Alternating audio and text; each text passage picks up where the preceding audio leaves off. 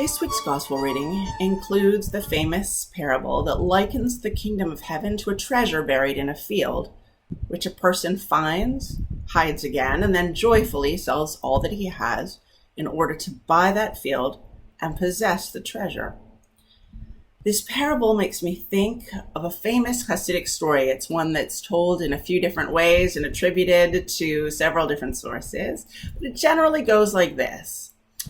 Once upon a time, a tailor in a little village had a very powerful dream. He dreamt that a valuable treasure was hidden, buried under a bridge in a city far away from him. So Moshe, let's call him Moshe, journeys to that city, finds the bridge, and he walks around and around it, thinking about how he's going to tackle digging up this treasure that he saw in his dream, when someone notices and demands to know what he's doing.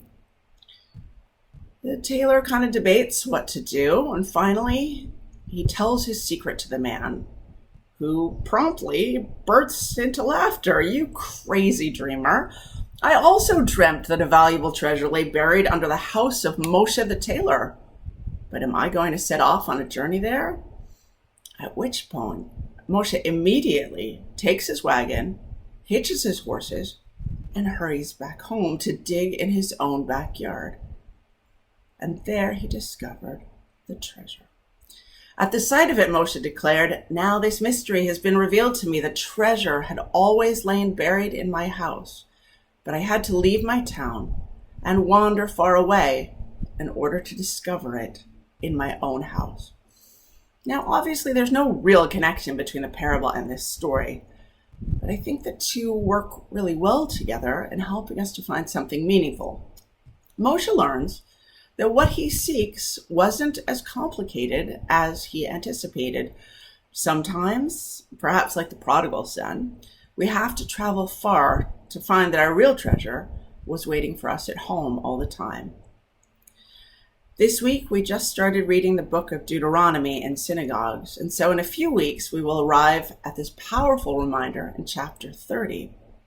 This commandment that I'm commanding you today is not too hard for you, nor is it too far away. It is not in heaven that you should say, "Who will go up to heaven for us and get it for us so that we may hear it and observe it?"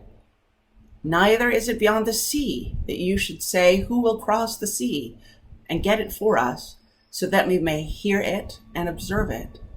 No, the word is very near to you. It is in your mouth and in your heart for you to observe. All of this is to say that for believers, Jewish and Christian, the treasure that is nearness with God is one that demands much. As we see in the parable, it requires commitment and investment. That said, the treasure that we seek is neither as far away nor as demanding as we might imagine. It is as close as our own homes, our own mouths, and our own hearts.